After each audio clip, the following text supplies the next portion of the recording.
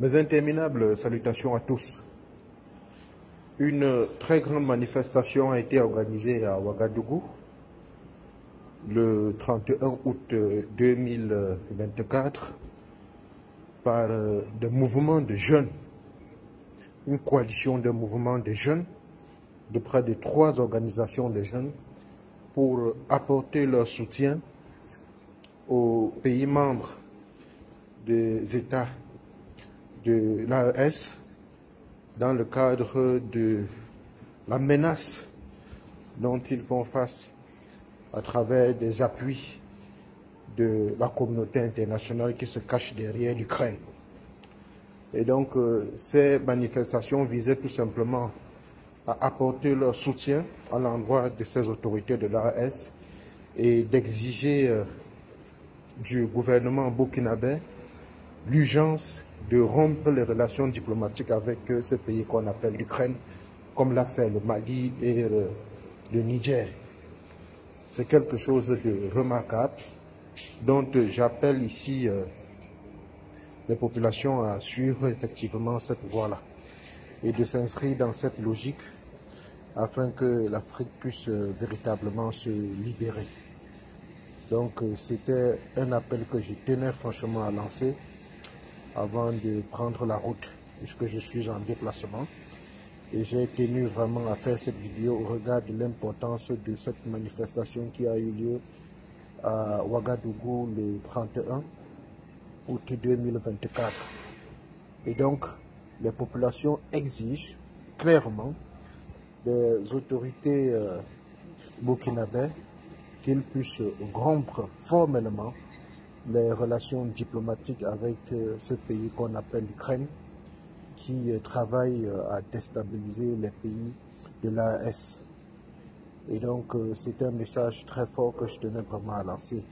Et dire aussi que, comme vous le savez, la dynamique qui est en train de se mettre en place sur le continent est une dynamique hautement salutaire.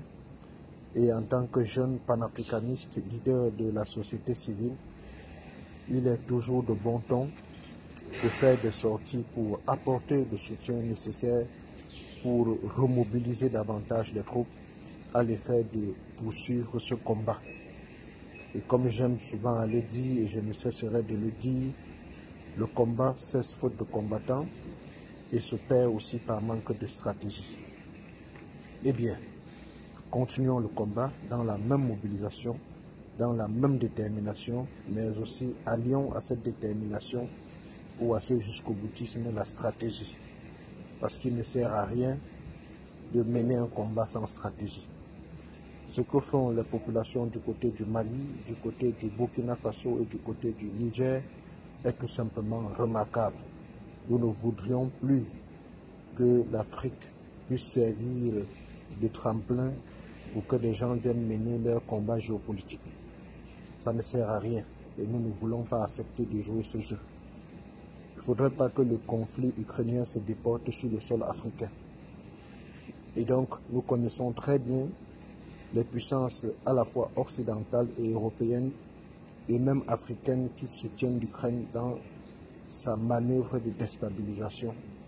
Et nous n'allons pas tout simplement accepter une fois de plus que cela se passe sur le sol africain, sous nos yeux. De toutes les façons, nous allons nous battre à combattre cela et à soutenir du mieux que nous pouvons les autorités qui se sont données corps et âme pour la libération et la souveraineté de leur pays. Je pense ici au capitaine Ibrahim Traoré, je pense au colonel Assimi Goïta et je pense au leader charismatique Abdourahmane Tiani.